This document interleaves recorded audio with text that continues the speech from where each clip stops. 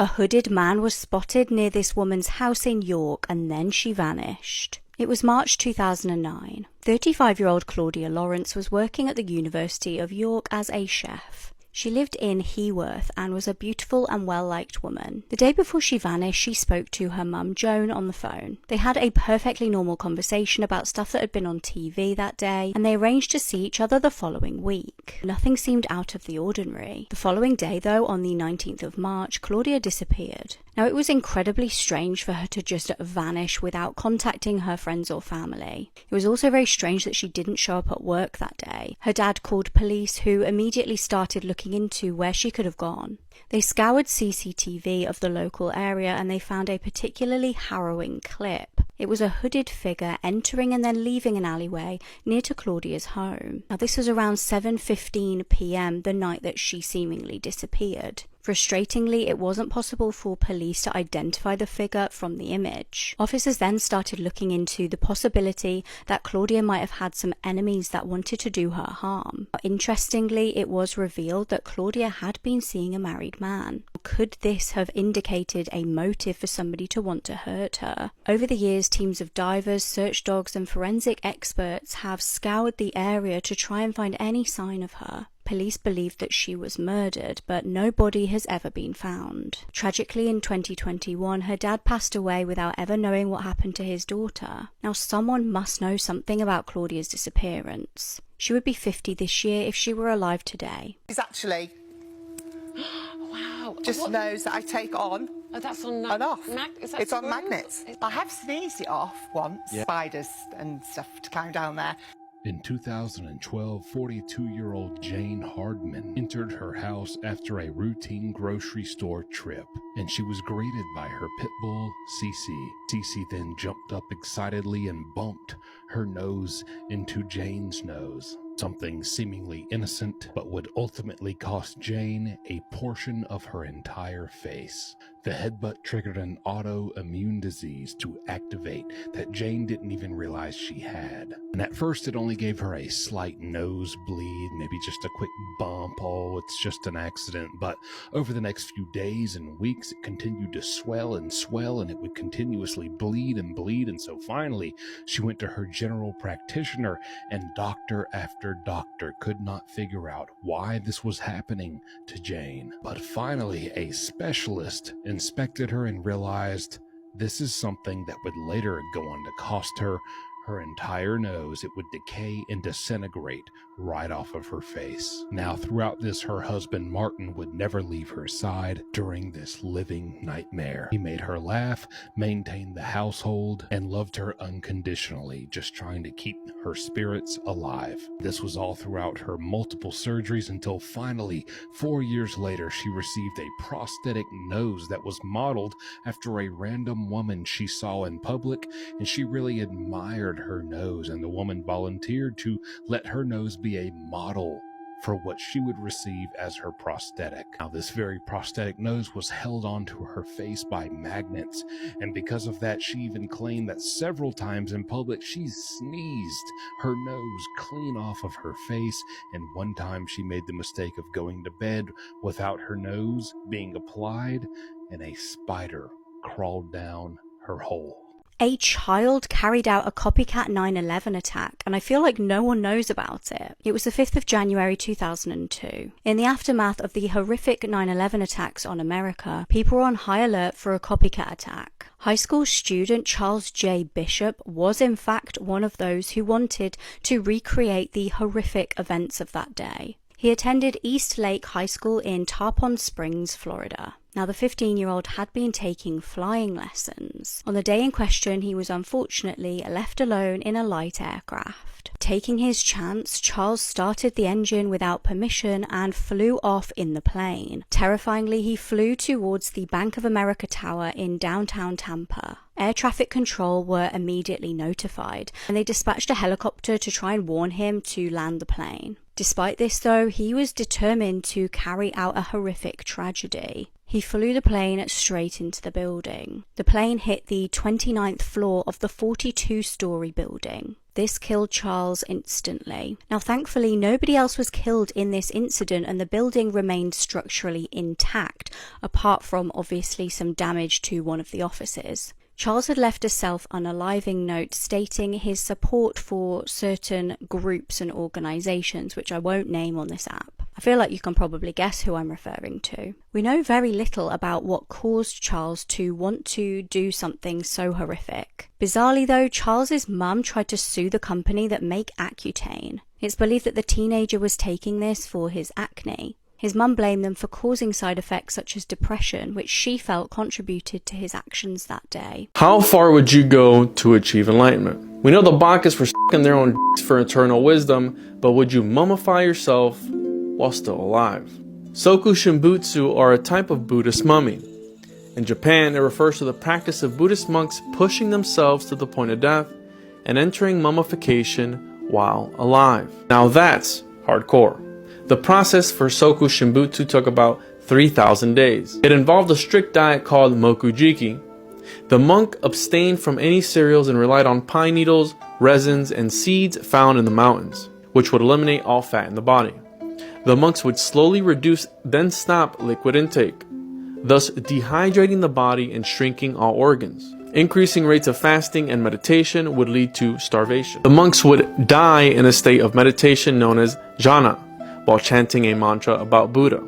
Their body would become naturally preserved without the need of artificial preservation. The practitioners of Soku Shimbutsu did not view this practice as an act of unaliving themselves, but rather as a form of further enlightenment. Many of these Soku Shimbutsu mummies have been found in northern Japan and are estimated to be centuries old. Some texts suggest that hundreds of these cases are buried in and around the mountains of Japan. These mummies have been revered and venerated by followers of Buddhism. Some people have described the island of Utøya as a piece of heaven on earth, or at least before July 22nd. Kids, typically around the ages of 14 and 20 years old, they're gonna gather for this multiple night stay on this heart-shaped island. All hell will break loose on the island. The kids just start running. Some of them have no idea why they're running, where they're running to, and some of them don't even know what they're running from. They just see people screaming and running, so they're running. Wait, what are we running from right now? The confused kids keep running and asking questions. What the hell is going on right now? Why are you running? Nobody would respond, but eventually they would all run past a body, bloodied, dead, on the ground. And now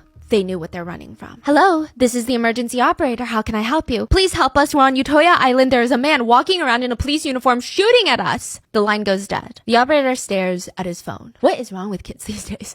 I mean, the youth, they really have no such thing as discipline. What a sick joke to make right after the Oslo bombing. He's about to turn to his coworker to rant about this kid doing a prank phone call when ring, ring, ring, ring, ring, ring, ring. Every single phone is lighting up and the calls are getting backed up. Every single phone call from Utøya Island. This was not a sick prank. This was far from that. Fascinating facts you didn't know. In the movie Forrest Gump, the girl on the school bus who refuses to let Forrest sit next to her is played by Elizabeth Hanks, the daughter of Tom Hanks. Winston Churchill's favorite wine was Pol Roger champagne, which he has established to have drank 42,000 bottles in his lifetime. And when he died in 1965, Pol Roger ordered black bordered labels to be placed on all their bottles in his honor. In 2011, Dr. Pepper 10's It's Not For Women ad campaign included cans for the drink that used gunmetal gray so that it would appeal to men. Despite this, about 40% of people at the time who tried it were women. Volcanic eruptions can actually cool the Earth's climate.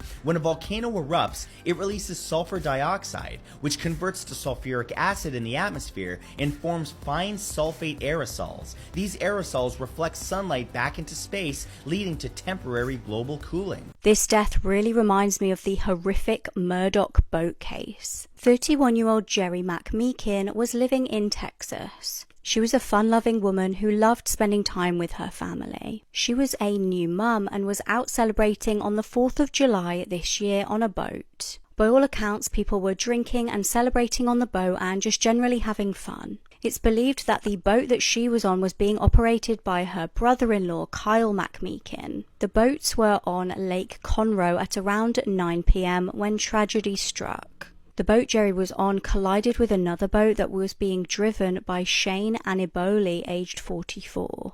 Dispatchers got a panicked call to say that somebody had gone overboard and couldn't be located. Emergency services raced to the scene and, tragically, Jerry's body was discovered at 11:30 p.m. She was found near Scotts Ridge boat ramp. It was sadly too late to save her. Kyle and Shane have both been arrested and charged with boating while intoxicated. I went to CIA.gov and I'm going to read you this report. It's a document from the KGB in Russia. One of the CIA representatives referred to the case as a, quote, picture that makes one's blood freeze. A quiet, low-flying spaceship in the shape of a saucer appeared above a military unit. Someone unexpectedly launched a surface-to-air missile and hit the UFO.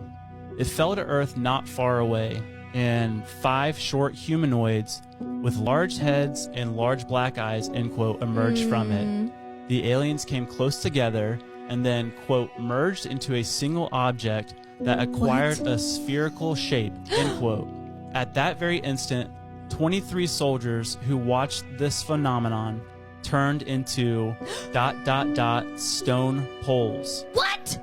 Only 2 soldiers who stood in the shade were less exposed. Specialists assumed that the source of energy that is still unknown to...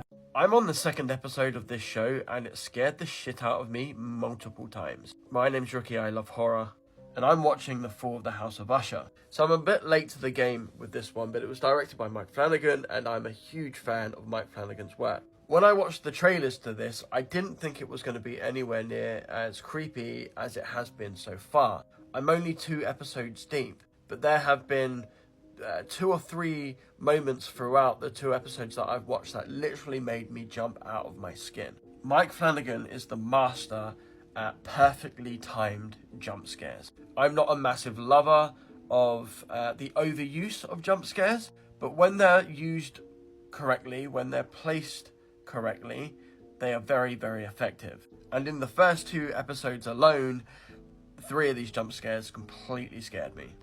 This show is inspired by the works of Edgar Allan Poe, which I absolutely love because I'm a huge Edgar Allan Poe fan and I'm a huge Mike Flanagan fan.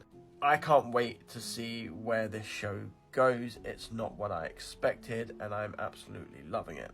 But then again, I didn't expect not to, because Flanagan just doesn't drop the ball. The Burning Sun case. Messages showed people sharing videos of unconscious women dragged, and essayed. The receiving parties of these messages, they reacted to the videos as if they were watching a funny TikTok. They would text things like, I fed her sleeping pills and assaulted her in the back, then in the front, then in the back again, and then I finished. People were responding, ha ha ha ha ha. Another chat log showed a picture of a sleeping woman, and the friends responded, who is it? Her body is so freaking good. Another chat included a video of an unconscious woman being essayed with the text, who wants to watch explicit videos tonight? JJY was part of these group chats. He's what they call a multiplayer in Korea. He's a singer-songwriter TV personality. He never left the chats. He was part of all the Burning Sun chats. He was part of every single Seungri chat about unconscious women, selling women, bidding women. And when his ex-girlfriend reported him for taking videos of her without her consent, and he would turn his phone in to the tech company, he would be the one to bring the whole operation down. Wow. February 26, 2019, the first round of messages are released to the public, and multiple celebrities would go down after the release. Some of the more notable sentences included JJY, idol, sentenced to 5 years in prison. Choi Jung-hyun, idol, sentenced to 2.5 years in prison. Brother of Girls' Generation Yuri, sentenced to 4 years in prison. Meanwhile, Seungri enlisted in the army, and he was able to have a military trial. He had 9 charges ranging from work, violent crimes, and then breaking food sanitation laws, occupational embezzlement, things like that. He was found guilty of all 9 charges, sentenced to 3 years in prison. He would have to file to be a offender, and he was fined almost $855,000. He appealed. He was given 1.5 years in prison instead of 3. When a woman vanished from her apartment, Google Maps would reveal a horrific murder. Maribel Ramos was 36 years old when she vanished. She'd been a tomboy growing up and she joined the US Army after high school. She was honorably discharged in 2008. When she moved back to America, she decided to move in with her mum in Orange County. She attended California State University to, ironically, study criminal justice. Sadly, her mum passed away in 2009, so she was left living alone. She wanted a roommate to cheer the place up and help her pay her bills. Unfortunately, this decision would end up being fatal. Maribel decided to advertise on Craigslist, which is kind of an American version of like eBay. Now, Casey Joy messaged Maribel and said that he was looking for someone to move in with. He said he was easygoing and he needed a place locally for his work. Maribel and her sister met up with Casey to just suss him out and see what he was like. They both felt he was a very nice guy. They even felt a bit sorry for him, which was exacerbated when he moved in. They noticed he rarely left the apartment, so Maribel kind of took him under her wing and started doing like food shops and going on walks with him. She wanted to keep him company in the absence of him having any friends. However, Casey soon got the wrong end of the stick. He admitted to Maribel's sister that he was in love with Maribel. Now, her sister was alarmed and said, "I'm sorry, you've got it wrong. She's not really interested like that." When Maribel heard about this of her sister, she also tried to nip things in the bud with Casey. However, although at first he seemed to take the rejection quite well, things would take a very dark turn. He started to do things very out of character, including spending a hell of a lot of money on plastic surgery to make him look different. He was clearly obsessed with her and wanted to do anything to increase his chances. On the 3rd of May 2013, Maribel was due to attend a softball game but never showed up. Her loved ones tried and failed to get in contact with her, and when they turned up to her apartment, she wasn't there. Police were informed and they scoured CCTV of the local area. They spotted her on video at 7:15 the night before she vanished. Now, Casey was interestingly the last person to see her. He told police that that night they'd had an argument, he left, went for a drive. When he came back to the apartment, she'd gone. Police then started looking into the records that they had for Casey. He was found to have a violent past, with his own sister even filing a restraining order against him. Interestingly, they also found a documented phone call from Maribel 12 days before her disappearance. This was a call to 911 in which she stated in a panic, "I'm just calling to let you guys know that if something happens that I did it because I was trying to defend myself." She told them on the call she was fearful of her roommate. They then worryingly discovered that Maribel had been trying to evict Casey from the property. He'd stopped paying towards the bills and it was just getting really awkward between the pair. Now, Maribel had been chatting to a man on a dating site called Paul Lopez. Paul actually offered to help Maribel out and helped to encourage Casey to leave the property. He said he would speak to him, which he did. However, his attempt was in vain. Now, Maribel was still missing. Casey, meanwhile, was trying to look like a grieving friend, but he was strangely not helping in the search for her. He also wasn't attending any of the candlelit vigils that they were holding in the local area to pay respects to her. Police started keeping an eye on him and seeing what he was up to. They noticed him attending a lot of internet cafes. They decided to have a look at the public computer that he was using. What they found was key to cracking the case. He was searching extremely suspicious things like how long does it take a body to decay? Now, by this point, they were following his every move and they were even tracking the computer that he was on and watched him go on Google Maps and search for a very specific tree. He zoomed into the location and then logged out. They knew they had to go to this tree. When they got to the location, they found Maribel's body. Casey had buried her in a shallow grave. Unfortunately, she had decomposed so much that they couldn't really determine her cause of death. They did, however, arrest Casey. He was found guilty of murder and given 15 years to life in prison. This is everything that happened on the news today, but it's going to be simplified in 60 seconds. A new law in Illinois now requires family influencers to pay 15% of their earnings to their children featured in their content. So this bill states specifically that children under the age of 16 should receive 15% of an influencer's gross earnings if they appear in at least 30% of the monetized content. So, this law went into effect on July 1st, and it also states that children can actually take legal action against their parents if they were not properly paid. A new study has now revealed that people who go to bed after 1 a.m. are more likely to develop mental and behavioral conditions such as depression and anxiety.